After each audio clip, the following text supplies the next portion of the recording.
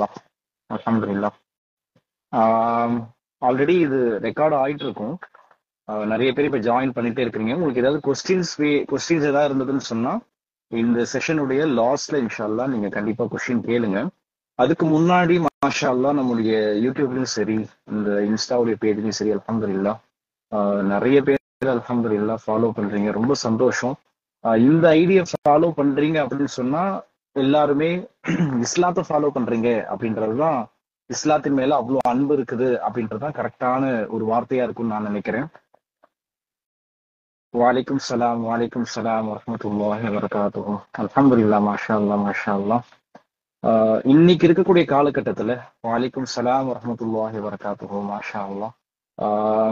நான் இங்க என்ன சொல்லணும்னு நினைக்கிறேன் அப்படின்னா, இன்னைக்கு இருக்கக்கூடிய காலகட்டத்துல இன்னைக்கு இருக்கக்கூடிய, அதாவது நியூ ஜெனரேஷன் இருக்கிறாங்க இல்லையா, 2K கிட்ஸ் அப்படின்னு கூட நம்ம சொல்லலாம். அவங்க இஸ்லாத்தை புரிஞ்சுக்கக்கூடிய அந்த மெத்தட் ஆஃப் இஸ்லாம் அப்படின்றதுக்கு, இஸ்லாத்தை அவங்க புரிஞ்சுக்கக்கூடிய அந்த நிலைமை, அவங்க எப்படி புரிஞ்சுக்கிறாங்கன்றது ரொம்ப ஒரு பாரதூரமா இருக்குது. இஸ்லாம் அப்படின்றதே அது ஒரு ஒட்டகத்துடைய காலம். இன்னைக்கு இருக்கக்கூடிய நவீன பிரச்சனைகளுக்கு, டிப்ரெஷனுக்கு இஸ்லாம் அப்படின்றது சைக்காலஜிக்கும் இஸ்லாமுக்கும் எந்த தொடர்பும் இல்லை. இஸ்லாம் அப்படின்றது இந்த அஜத்துமார்கள் வேற மாதிரி தான் நமக்கு சொல்லுவாங்க. இன்னைக்கு இருக்கக்கூடிய நம்முடைய சொந்த பிரச்சனைகளுக்கெல்லாம் இஸ்லாத்துல தீர்வு அப்படின்றது கண்டிப்பா இருக்காது அப்படின்றதுதான் நிறைய பேர் நினைச்சிட்டு இருக்கிறாங்க. சோ அந்த மாதிரியான கேள்விகளுக்கெல்லாம் இங்க பதில் சொல்லப்படணும் அப்படின்றதான் நான் நினைக்கிறேன். நம்முடைய வீடியோக்கள் எல்லாம் நிறைய பேர் பார்த்திருப்பீங்க. அந்த எல்லா வீடியோக்கள்லயுமே நான் சொல்ல யாரும் நினைக்கிறீங்க.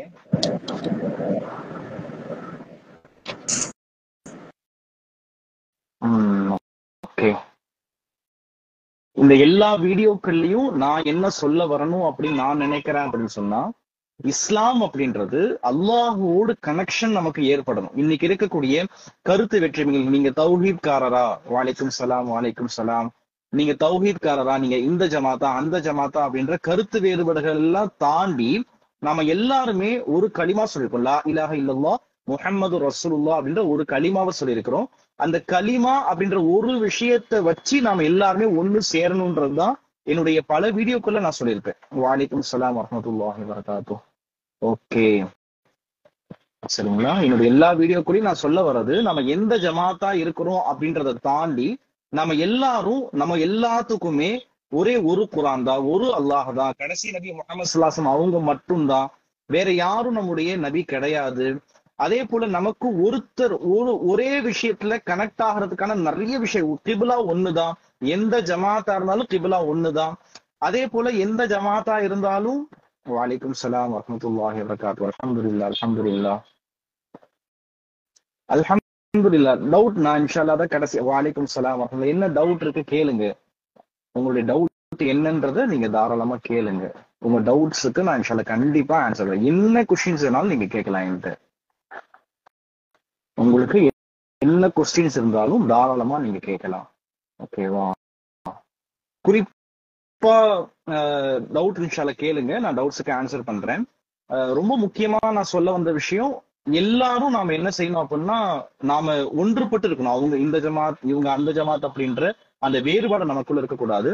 அதே போல நம்முடைய தனிப்பட்ட வாழ்க்கை, நம்ம தனியா இருக்கக்கூடிய வாழ்க்கை இருக்கு இல்லையா, ஜகாத் வருஷம் வருஷம் கொடுக்கணுமா, இல்ல ஒரு வருடம் கொடுத்து மட்டும் போதுமா? ஜகாத் வருஷம் கொடுக்கணும். ஒரே ஒரு வருஷம் மட்டும் கொடுக்கறதுக்கு எதுக்காக அல்லாஹ் அது ஜகாத் கடமை செய்யணும்? நம்முடைய இஸ்லாத்துல நிறைய, அதாவது நான் தலாயில்கள் அடிப்படையில இல்ல, அதாவது ஆதாரங்கள் அடிப்படையில சொல்லணும்னா நிறைய சொல்லலாம்.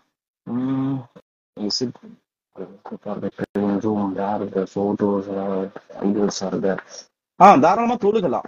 ஆனா அதை அகற்றுவதற்கான முயற்சி செய்யணும். அதாவது போட்டோஸ் இருக்கக்கூடிய இடத்துல தொழுகலாமான்னு சொல்லி கேட்கறாங்க. தாராளமா தொழுகலாம்.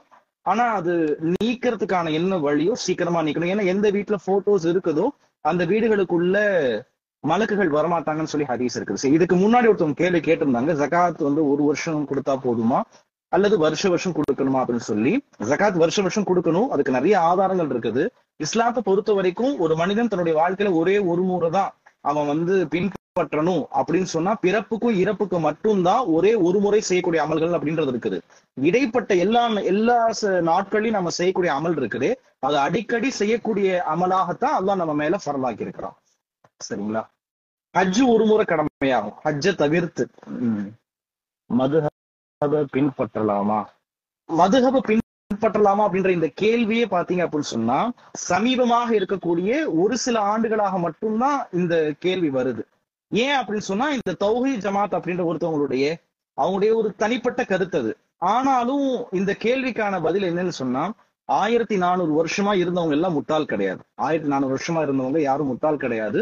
அதே போல இந்த மதுஹபுகளை பின்பற்றாம நம்ம ஹதீஸுகளை தொடர்பு கொள்ளவே முடியாது. ஏன்னு சொன்னா நபியருடைய அமல்கள் எல்லாமே பாத்தீங்கன்னா வெவ்வேறு விதமாக தான் இருந்திருக்கு. நபியுடைய எல்லா அமல்களுமே ஒரு அமல டார்கெட் பண்ணணும்னு சொன்னா நிறைய செயல்முறைகள் நமக்கு கிடைக்கும். தொழுகையில மட்டும் நபியர்கள் பல முறையில தொழுதிருக்கிறாங்க. அப்படி இருக்கும்போது நாம ஹதீஸ நேரடியா நான் அணுகி அதற்கு பிறகு நான் தொழுகுவேன் அப்படின்னு சொன்னா அது முடியாத விஷயமா இருக்கும். அதுக்காக தான் நம்முடைய உலமாக்கள் என்ன செஞ்சிருக்காங்கன்னா ஹதீஸ் குரானு அதையெல்லாம் அவங்க ஆய்வு செய்து நமக்கான சட்டத்திட்டங்களை ரொம்ப லேசாக்கி கொடுத்திருக்கிறாங்க. வேற ஏதாவது சந்தேகம் இருக்குங்களா? அதாவது நான் இப்ப இங்க என்ன சொல்ல வரணும்னு நினைக்கிறேன்னா மதுஹப் சார்ந்தோ அல்லது இந்த தொழுகையில விரல் ஆட்டலாமா இல்லையா, அதே போல ஹலால் லவ் மேரேஜ் எப்படி ஃபாலோ பண்றது, அதாவது ஹலால் லவ் இந்த மாதிரியான கேள்விகள் கேளுங்கன்னு சொல்றேன் நான். அல்ஹம்துலில்லாஹ். ஹலால் லவ் மேரேஜ் எப்படி ஃபாலோ பண்றது அஹி? அதாவது ஹலால் லவ் அப்படின்னா நிக்காஹுக்கு பிறகு மட்டும்தான் ஹலால் லவ். நிக்காஹுக்கு முன்னாடி இருக்கிறது ஹலால் லவ் அப்படின்றதே கிடையாது. சரிங்களா? ஒரு அந்நிய பெண்ணோடு நிக்காஹ் இல்லாம ஒரு அந்நிய பெண்ணோடு இருக்கிறதுன்றது நம்முடைய மார்க்கத்துல அது ஹராமானது. நம்ம நிறைய பேர் நினைச்சுக்கிறோம் நான் அந்த பெண்ணை தான் நிக்கா செய்ய போறேன், இனிமேல் ஃபியூச்சர்ல அந்த பொண்ணை தான் நிக்கா செய்ய போறேன், அதனால நான் லவ் பண்றது கூடும் அப்படின்னு நம்ம நினைச்சுக்கிறோம். அப்படி கிடையவே கிடையாது. எது வரைக்கும் ஒரு மஹரமான ஒரு பெண்ணோடு நிக்கா ஆகாதோ அது வரைக்கும் அந்த பெண் ஹராமான பெண் தான். இந்த மாதிரி ஏதாவது கேள்விகள் கேளுங்க. அதாவது இன்னைக்கு பொதுவா பாத்தீங்கன்னு சொன்னா நம்ம லைஃப்ல நாம அனுபவிக்கக்கூடிய பிரச்சனைகளுக்கும் இஸ்லாத்துக்கும் சம்பந்தமே இல்லைன்னு நாம நினைச்சிட்டு இருக்கிறோம். ஒரு ஹதீஸ் நம்ம எல்லாத்துக்குமே தெரியும். என்ன ஹதீஸ்ன்னு சொன்னா ஒருத்தர் ஒரு பாவம் செய்யறாருன்னு சொன்னா அந்த பாவத்தின் காரணமா அவருடைய கல்புல ஒரு கரும்புள்ளி விழுகுது. இல்ல நிக்காஹ் செய்யாம பேசவே முடியாது. நிக்காஹ் செய்யாம அவங்க கிட்ட என்ன செய்ய முடியாதுங்க, பேசவே முடியாது. ஓகே, இப்ப நான் என்ன சொல்ல வந்தேன்னா ஒரு ஹதீஸ் இருக்குது. நபி ஸல்லல்லாஹு அலைஹி வஸல்லம் சொன்னாங்க, ஒரு மனிதர் ஒருத்தர் பாவம் செய்தார் அப்படின்னு சொன்னா தாராளமா எடுக்கலாம். இஸ்லாத்தில் மக்களுக்கு புரிவதற்காக மற்றும் அல்லாஹுக்காக இஸ்லாம் கூறும் படம் எடுக்கலாமா? தாராளமா எடுக்கலாம். ஆனா அது எல்லாமே இஸ்லாம் கூறும் விதத்துல இருக்கணும். பெண்களை பயன்படுத்தக்கூடாது, அனாச்சாரங்கள் இருக்கக்கூடாது, தேவையில்லாத எந்த விஷயங்கள் இருக்கோ அதெல்லாம் நம்ம பார்க்கணும். ஓகேங்களா? ஓகே, இப்போ ஒருத்தர் பாவம் செய்தார்னு சொன்னா அவருடைய உள்ளத்துல ஒரு கரும் புள்ளி விழுகுது என்பதாக நபி ஸல்லல்லாஹு அலைஹி வஸல்லம் சொன்னாங்க. இப்ப இந்த கரும் புள்ளி அப்படின்னா என்ன அர்த்தம்னா ஹஜ்ரத் இமாம் இப்னுல் கய்யிம் ரஹ்மத்துல்லாஹி அலைஹி அவங்களுடைய கிதாப்ல எழுதுறாங்க, பாவம் என்பது ஒரு மனிதனுடைய உடல்ல பலகீனத்தை ஏற்படுத்தும். பாவங்கள் ஒரு மனிதனுடைய உடல்ல பலகீனங்கள் ஏற்படுத்தும். அவனுடைய வாழ்க்கையில வாலைக்கும் சலாம் அல்ஹம்துலில்லாஹ் அவனுடைய வாழ்க்கையில அவன் அடுத்தடுத்து என்ன செய்யணும்ன்ற தாட்ஸையே என்ன செய்யாதுன்னா அந்த பாவங்கள் கொடுக்காது. அவனை இன்னும் கீழே கொண்டு போயிட்டே இருக்கும். இப்ப ஒருத்தர் ஒரு தொழுகையை தொழுகாம விட்டுறாரு அப்படின்னு சொன்னா தொழுகையை தொழுகாததின் காரணமாக அவர் பாவத்தின் பக்கமாக ஷைத்தான் பக்கமாக வேகமாக இழுத்து கொண்டு போகப்படுவார். ஒருத்தர் பாவமான காரியங்களை செய்து கொண்டே இருக்கிறாருன்னு சொன்னா அதன் காரணமாக அவருடைய உள்ளங்கள்ல நெகட்டிவ் திங்ஸ் அதிகமாயிட்டே இருக்கும். நான் அல்லாஹ் விட்டு தூரமாகிறேன், என் வாழ்க்கையே முடிஞ்சு போயிருச்சு, இதுக்கு மேல நான் எந்திரிக்கவே முடியாது, நான் எது செஞ்சாலும் எனக்கு நஷ்டத்தை தான் போய் விழுவும் அப்படின்ற இந்த தாட்ஸ் தான் எதனால வருதுன்னா பாவத்தின் காரணமாகவும் நன்மை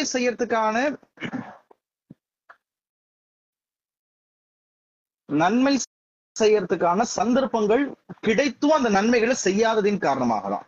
புரியுதுங்களா? இப்ப உதாரணமா நீங்க தொழுகிறீங்க அப்படின்னா உங்களுக்குள்ள பாசிட்டிவ் சார்ஜ் அதிகமாகும், பாசிட்டிவ் தாட்ஸ் அதிகமாகும். பாசிட்டிவா நீங்க என்னென்ன யோசிக்கணும், என்னென்ன செய்யணும், லைஃப்ல அடுத்த growth என்னன்ற யோசனை எல்லாம் எப்ப உருவாகும்னா நீங்க நல்ல அமல்கள் செய்யும் போதுதான் உருவாகும். ஒரே ஒரு விஷயத்த மட்டும் மனசுல ஆழமா பதிய வைக்கணும், அல்லாஹ் எதுவெல்லாம் சொன்னானோ அதை செய்வது கொண்டு மட்டும்தான் நம்முடைய லைஃப்ல அடுத்த growth பத்தி யோசிக்கிற தாட் கூட நமக்குள்ள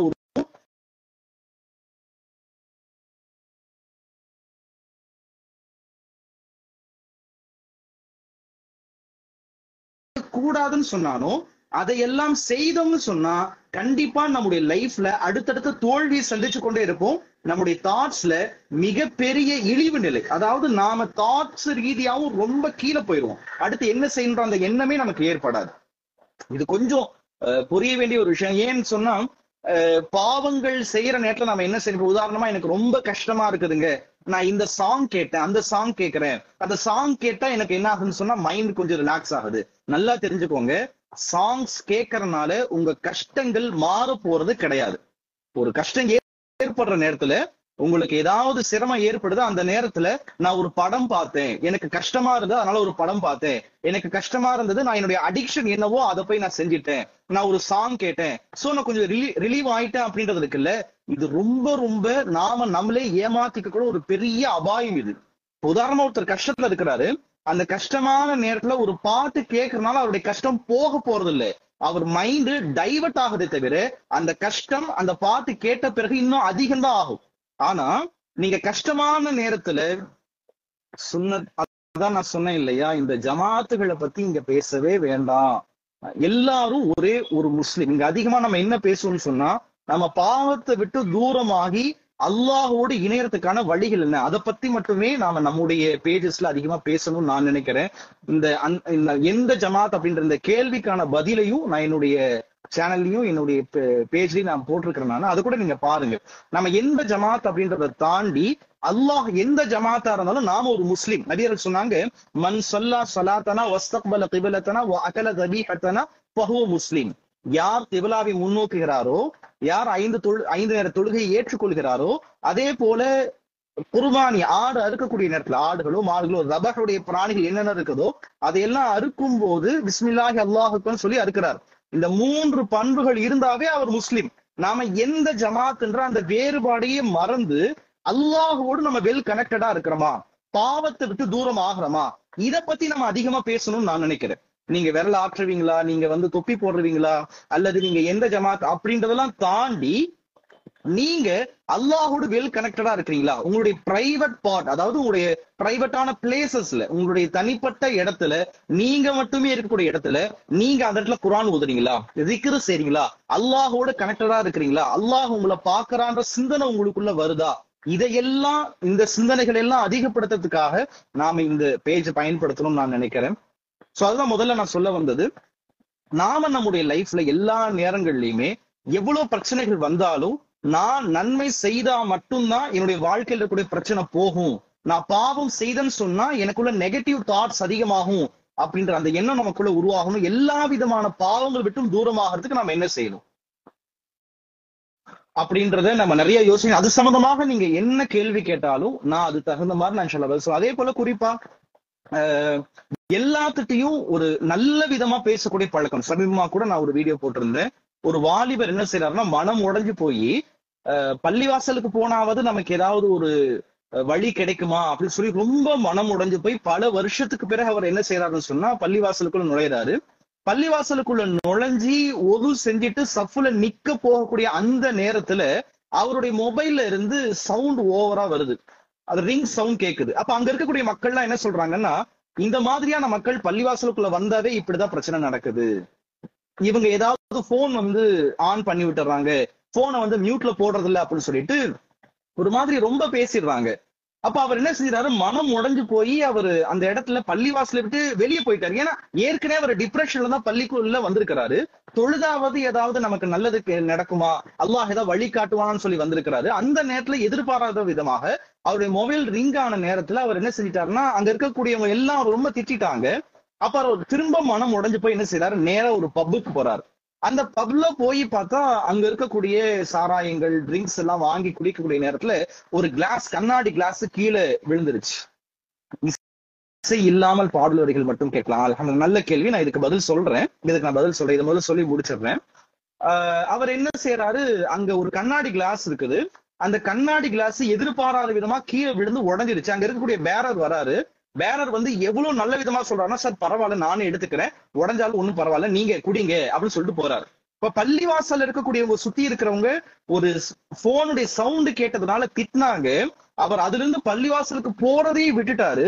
இங்க ஒரு பப்ல இவர் கிளாஸ் உடைஞ்சது கூட பெருசா எடுத்துக்காம, சார் ஒன்னும் பிரச்சனை இல்ல நான் பாத்துக்கிறேன்னு சொன்ன அந்த ஒரு வார்த்தையினால இந்த பப்புக்கு ரெகுலர் கஷ்டம் ஆயிட்டாரு. நம்ம சுத்தி இருக்கக்கூடியவங்கள்ட்ட நம்ம நல்ல வார்த்தைகள் பேசணும். எந்த வார்த்தை யாருடைய வாழ்க்கையில பெரிய பெரிய மாற்றங்களை கொடுக்குதுன்றதே நமக்கு கண்டிப்பா தெரியாது. அதனால நம்ம சுத்தி இருக்கிறவங்கள்ட்ட நல்ல வார்த்தைகள் நம்ம பேசணும். ஒரு கேள்வி கேட்டிருக்காங்க, இசை இல்லாமல் பாடல் வரிகள் மட்டும் கேட்கலாமா அப்படின்னு சொல்லிட்டு. பாருங்க, இசை இல்லாமல் பாடல் வரிகள், கவிதை நயத்தோடு இருக்கக்கூடிய பாடல்கள் தாராளமா கேட்கலாம். ஆனா ஒரே ஒரு விஷயம், அந்த பாடல் வரிகளை எழுதினவங்க யாரு? ஏன்னு சொன்னா, யார் எழுதி இருக்கிறாங்களோ அவர்களுடைய சிந்தனைகள், அவங்களுடைய லைஃப் ஸ்டைல் எல்லாம் நம்முடைய வாழ்க்கையில பிரதிபலிக்க ஆரம்பிக்கும். உதாரணமா நம்ம குரான் ஓதணும் அப்படின்னு சொன்னா அல்லாஹுடைய சிஃபாத்துகள், நபியுடைய சிஃபாத்துகள் நம்மள்ட்ட பிரதிபலிக்க ஆரம்பிக்கும். மலக்குமாருடைய சிஃபாத்துகள் நம்மள்ட்ட பிரதிபலிக்க ஆரம்பிக்கும். ஏன்னா குரானோட அல்லாஹ், ரசூல், மலக்குகளுடைய தொடர்பு இருக்குது. ஆனா அந்த பாடல் வரிகள் இசை இல்லாமல் கேட்கலாம், கவிதை நயத்தோடு இருக்கிறது அது கேட்கலாம், தவறு கிடையாது. ஆனா அந்த கவிதை நயத்தோடு இருக்கிறது நம்ம கேட்கறது அடிக்ஷன் ஆயிடுச்சுன்னா, அந்த பாடல் வரிகள் யார் எழுதுனாங்களோ அவங்கள்ட்ட என்ன சிஃபாத்துகள் இருக்குதோ, அவங்களுடைய தனிப்பட்ட வாழ்க்கை எப்படி இருக்குமோ அதுக்கு தகுந்த மாதிரி தான் நாம மாறுவோம். வேற ஏதாவது கேள்வி இருக்குங்களா? அல்ஹம்துலில்லாஹ், மாஷா அல்லாஹ். நிறைய நல்ல நல்ல கேள்வி எல்லாம் கேக்குறீங்களே, ஃபாலோவர்ஸ்ல ரொம்ப பிரில்லியண்டா இருக்கிறீங்க, மாஷா அல்லாஹ். வேற ஏதாவது கேள்வி இருக்குதுங்களா? நான் சொல்ல வந்தது திரும்ப திரும்ப நான் இந்த பேஜ்ல சொல்ல வேண்டிய ஒரு முக்கியமான விஷயம் என்னன்னு சொன்னா, நம்ம எந்த ஜமாத் அப்படின்றத தயவு செஞ்சு மறந்துட்டு என்னுடைய அல்லாஹ்ன்றவும் ஒருத்தன் தான், நம்முடைய அல்லாஹ்ன்றவும் ஒருத்தன் தான், நம்முடைய குரான் ஒண்ணுதான், நாம ஒரு நாளைக்கு 5 நேரம் தான் தொழுக போறோம். இப்படி இந்த மாதிரியான விஷயங்கள்ல நம்ம அதிக கவனம் செலுத்தி, என்னுடைய அல்லாஹ் அவனுக்கு எது பிடிச்சதோ அதை நான் செய்யணும், அவனுக்கு எது பிடிக்காதோ அதை நான் செய்யக்கூடாது, நபி வழி எதுவோ அதை நான் செய்யணும், சஹாபாக்குடைய வழி எதுவோ அதை நான் செய்யணும். இதுல நாம ரொம்ப கவனமா இருந்து என்னுடைய தனிப்பட்ட வாழ்க்கையிலையும் நான் அல்லாஹ்வை பயப்படணும். என்னுடைய எல்லா இடங்கள்லயும் நான் ஒரு முஸ்லீமாக என்னை காட்டிக் கொள்வதற்கு வெட்கப்படக்கூடாது. கொஞ்சம் யோசிச்சு பாருங்க, ஒரு நாம முஸ்லீமா இருக்கக்கூடிய நேரத்துல நம்முடைய இஸ்லாமிய அடையாளங்களை வெளிப்படுத்துறதுக்கு நம்ம யோசிக்கிறோம்.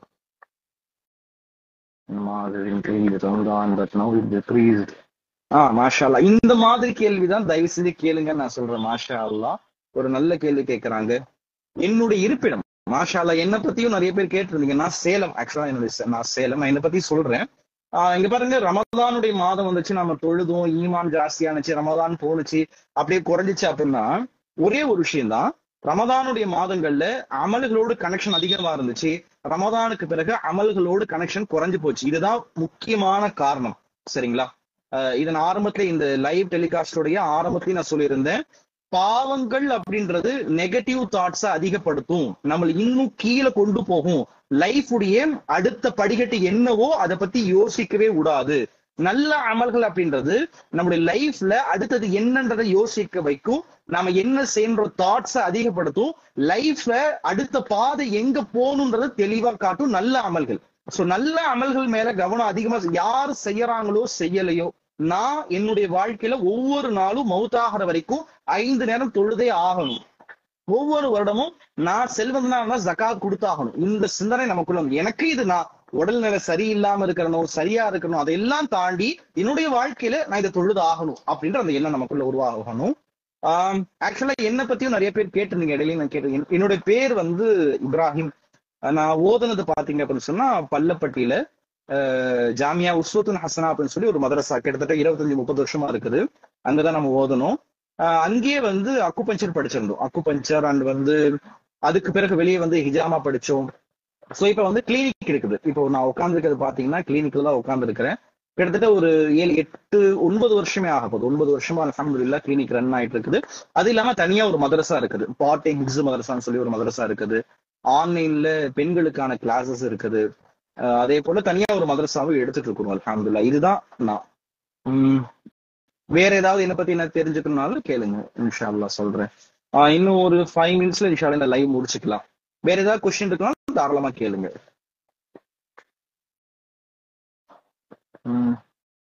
அல்ஹம்துலில்லாஹ், இஸ்லாமிய தாவா பண்றதா இன்ஷா மாஷா அல்லாஹ், சூப்பரா செய்யுங்க, நல்ல நல்ல விஷயம், தாராளமா செய்யுங்க, இலகுவா செய்யுங்க, இஸ்லாத்தை ரொம்ப இலகுவா காட்டுங்க, நல்லா செய்யுங்க, நிறைய பேத்துக்கு ஆர்வம் ஊட்டுங்க. யாரெல்லாம் தாவா பணியை விட்டு தூரமா இருக்கிறாங்களோ அவங்க மேல வெறுப்பாயிர வேணாம், அவங்களுக்கு இன்னும் ஆர்வம் ஊட்டிட்டே இருங்க, எப்பவுமே ஆர்வம் ஊட்டிட்டே இருங்க. அல்ஹம்துலில்லாஹ். வேற ஏதாவது கேள்வி? மாஷா அல்லாஹ். வேற ஏதாவது கேள்வி கேட்கனாலும் தாராளமா கேட்கலாம். ம்.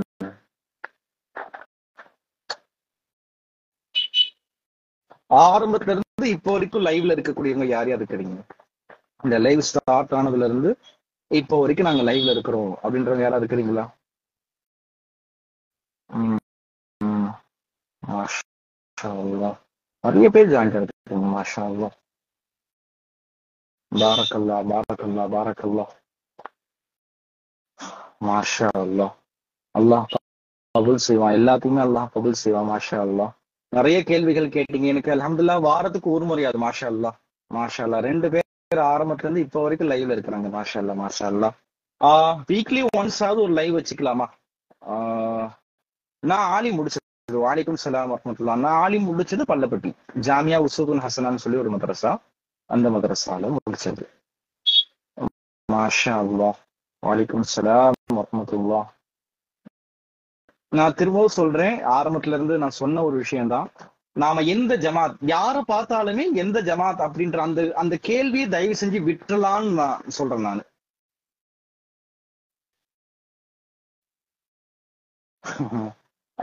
அல்ஹம்துலில்லாஹ் நபி வளர்த்திருக்கிறாங்க. முடி வந்து அல்ஹம்துலில்லாஹ். ஆமா, ஹசனி தான் ஹசனி தான்.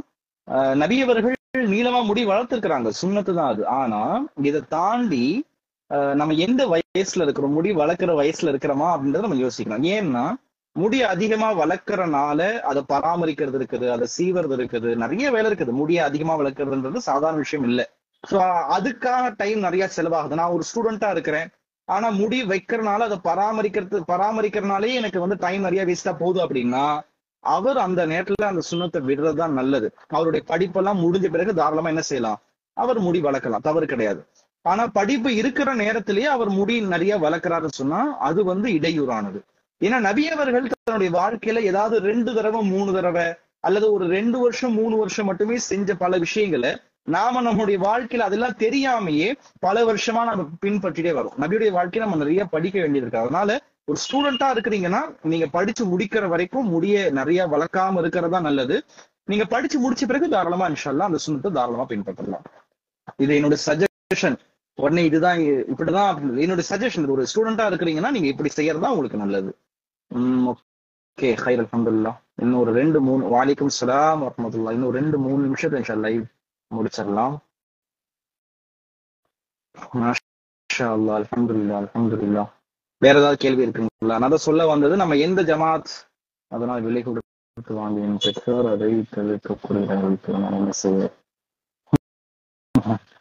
ஆஹ் பெற்றோர்கள்ட்ட முதல்ல சொல்லுங்க, எனக்கு புத்தகம் படிக்க கூட ஆசை இருக்குன்றதை தெரியப்படுத்துங்க. ஏன்னா ஒரு பேரண்ட்ஸ்ட எந்த விஷயம் கேட்கறதா இருந்தாலும், வாலைக்கும் சலாம் வரஹ்மத்துல்லாஹ், பேரண்ட்ஸ்ட எந்த ஒரு விஷயத்த கேட்கறதா இருந்தாலும் எனக்கு இது வேணும்னு சொல்லி வெறும் எது வேணுமோ அதை பத்தி மட்டுமே சொல்லக்கூடாது. அந்த பொருள் என்கிட்ட இருந்தா நான் என்னென்ன பண்ணுவேன், இது எனக்கு எப்படி எல்லாம் யூஸ் ஆகும் அப்படின்றத சொன்னா அந்த பொருள் ஈஸியா கிடைக்கும். உதாரணத்துக்கு ஒரு பையனுக்கு சைக்கிள் தேவை. அந்த பையன் போய் அத்தாட்ட எனக்கு சைக்கிள் வேணும் சைக்கிள் வேணும் சைக்கிள் வேணும்னு கேட்டா கண்டிப்பா சைக்கிள் கிடைக்கவே கிடைக்காது. அவன் என்ன செய்யணும், எனக்கு சைக்கிள் ஏன் வேணும், சைக்கிள் வாங்கி கொடுத்தா எனக்கு என்னெல்லாம் ஈஸி ஆகும் அப்படின்றத அவங்க அத்தாட்ட கொஞ்ச நேரம் பேசணும். அப்படி பேசினார்னு சொன்னா கண்டிப்பா அந்த சைக்கிள் கிடைக்கிறதுக்கான சான்சஸ் இருக்குது. சோ உங்களுக்கு புக்கு படிக்கிற அந்த ஆசை இருக்குது அப்படின்னு சொன்னா நீங்க கண்டிப்பா என்ன செய்யலாம், புக்கு ஏன் படிக்கிறீங்க, இந்த இது வரைக்கும் படிச்ச புக்ஸ்னால உங்களுக்கு என்னென்ன கிடைச்சிருக்குன்றத உங்க வீட்டுல சொல்லி இனிமேல் புக்கு படிக்கிறதுக்கான காசு அத்தா மாட்டது ஈஸியா வாங்கிக்கலாம். நீங்க ஹராமை தடுப்பதற்காக, இஸ்லாத்தை எடுத்து சொல்வதற்காக வீட்டில் உள்ளவர்களும் சண்டை போடலாமா? போடவே கூடாது. அது ரொம்ப தப்பான ஒரு விஷயம். எல்லா நேரங்களிலுமே இலகுவான விஷயத்தை தான் நம்ம வந்து யோசிக்கணும். சரிங்களா? யாருக்கு இஸ்லாத்தை பத்தி சொல்றதா இருந்தாலும் நல்ல மதரசா சொல்லுங்க ஜி. அதே போல நான் உங்க ஸ்டூடெண்ட்ஸா இருக்க ஆசைப்படுறேன். இன்ஷா அல்லாஹ் இன்ஷா அல்லாஹ் கண்டிப்பா இன்ஷா அல்லாஹ். நல்ல மதரசா அப்படின்றது நீங்க இதெல்லாம் தனிப்பட்ட கேள்விகள். இது தனிப்பட்ட முறையில நீங்க இன்ஷா அல்லாஹ் கேளுங்க. ஏன்னா நிறைய மதரசாக்கள் இருக்குது. நாம நம்முடைய மகனாரை எந்த விஷயத்துக்காக மதரசாக்கு அனுப்புறோம் அப்படின்றத பொறுத்துதான் எந்த மதரசாக்கு போனா அந்த மாணவருக்கு அது பிரயோஜனமா இருக்குன்றத நம்ம சொல்ல முடியும். மேல ஒரு கேள்வி கேட்டதா, அது இன்னும் தெளிவா நான் சொல்லல. ஹராமை தடுக்கிறதுக்காக வீட்டுல வந்து சண்டை போடலாமா அப்படின்னா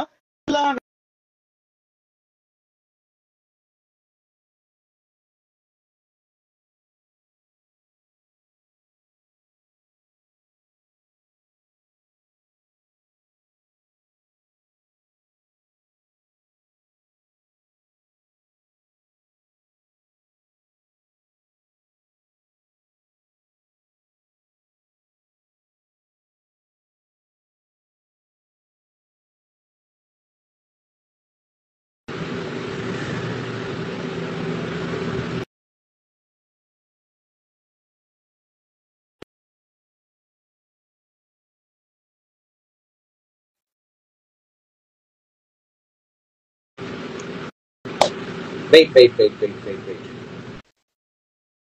Wait, wait, wait, wait.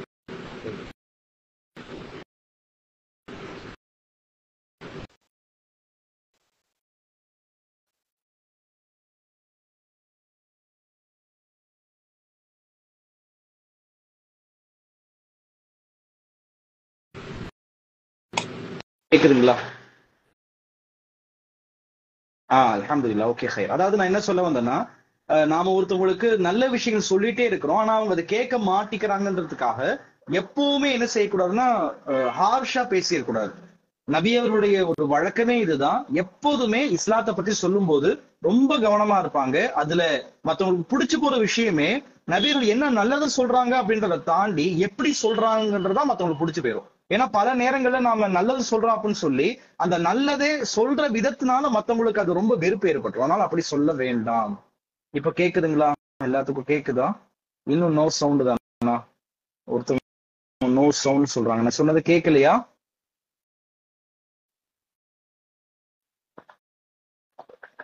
Okay ஹைர். அல்ஹம்துலில்லாஹ். டைம் ஆயிடுச்சு.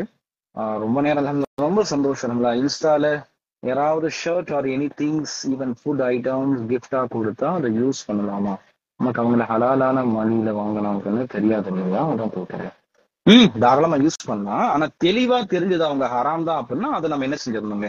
கண்டிப்பா அதை வந்து அவாய்ட் பண்ணிடணும். அதுதான் நல்லது. I become lazy also. My concentration is disturbed. I again thoughts and action into my work, but my laziness and distraction like things which would not happen. How can I work? மாஷா அல்லாஹ். நல்ல கேள்வி கேட்டிருக்கிறாங்க. அல்ஹம்துலில்லாஹ். நான் இதுதான் ஆரம்பத்திலே சொன்னேன், இந்த மாதிரி கேள்விகளை கேளுங்க. அப்போ நீங்க என்ன செய்யுங்கன்னா, கொஞ்சம் யோசிச்சு பாருங்க. உங்களுடைய தனிப்பட்ட வாழ்க்கையில நௌஃபில் அப்படின்ற ஐடியில இருந்து கேட்டிருக்கீங்க இல்லையா? உங்களுடைய தனிப்பட்ட வாழ்க்கையில நீங்க எப்படி இருக்கீங்கன்றத கவனிங்க. தனிப்பட்ட வாழ்க்கையில நன்மைகள் செய்றீங்கன்னா, நான் வந்து சத்தியமிட்டு சொல்லுவேன், கண்டிப்பா நீங்க சுறுசுறுப்பா தான் இருக்க முடியும். உங்களால லேசினஸா இருக்கவே முடியாது. வலைக்கும் ஸலாம் வரஹ்மத்துல்லாஹ். தனிப்பட்ட வாழ்க்கையில நம்ம பாவங்கள் செய்யறோம், அல்லாஹோட கனெக்ஷன் இல்ல, நேரத்தை வேஸ்ட் பண்றோம் அப்படின்னா கண்டிப்பா லேசினஸ் தான் ஏற்படும். நான் ஆரம்பத்தில் சொன்னது போல நமக்கு ரொம்ப டிப்ரெஷா இருக்குன்னு சொல்லி நம்ம ஒரு ஏதாவது ஒரு சாங் கேட்கிறோம், ஏதாவது மியூசிக் கேட்கிறோம் அப்படின்னு சொன்னா அந்த சாங்குக்கு பிறகும் மியூசிக்கு பிறகும் நாம வந்து சுறுசுறுப்பாக போறது இல்ல, கொஞ்சம் நம்ம டிஸ்ட்ராக்ட் ஆகிறோம். நாம வந்து சிந்தனை மாறுதே தவிர அந்த கவலைகள் நமக்கு போறதே கிடையாது. வலைக்கும் ஸலாம் வரஹ்மத்துல்லாஹ். நம்ம எந்த விதமான கஷ்டத்துல இருந்தாலுமே குரானும் தொழுகையும் நல்ல அமல்கள் மட்டும்தான் அந்த அமலுக்கு பிறகு நம்ம எந்த கஷ்டத்துல இருந்தோமோ அந்த கஷ்டத்தை சமாளிக்கக்கூடிய சக்தி நமக்கு கொடுக்கும். இல்ல நாம ஒரு பாவத்துக்கு இன்னொரு பாவம் கண்டிப்பா தீர்வாக ஆகவே ஆகாது. பாவத்துக்கு தீர்வு நன்மைகள் மட்டும்தான். இன்னல் ஹசனாத்தி யுதுஹிபுன ஸய்யாத். நிச்சயமாக நன்மைகள் பாவங்களை போக்கிவிடும். ஓகே ஹைர். அல்ஹம்துலில்லாஹ். நிறைய கேள்வி வந்துட்டே இருக்கும். அல்ஹம்துலில்லாஹ். அடுத்த லைவ்ல இன்ஷாஅல்லாஹ் சந்திப்போம். வேற ஏதாவது சந்தேகம் இருந்தாலும் இன்ஷால்லா எனக்கு டெக்ஸ்ட் பண்ணுங்க. நான் அது வீடியோல இன்ஷால்லா நான் போடுறேன். வீக்லி ஒன்ஸ் ஆர் இன்ஷால்லா கண்டிப்பா நாம லைவ் ஒன்னு வச்சுப்போம். முடிச்சுக்கலாமா? அஸ்ஸலாமு அலைக்கும் வரஹ்மத்துல்லாஹி வபரகாத்துஹு.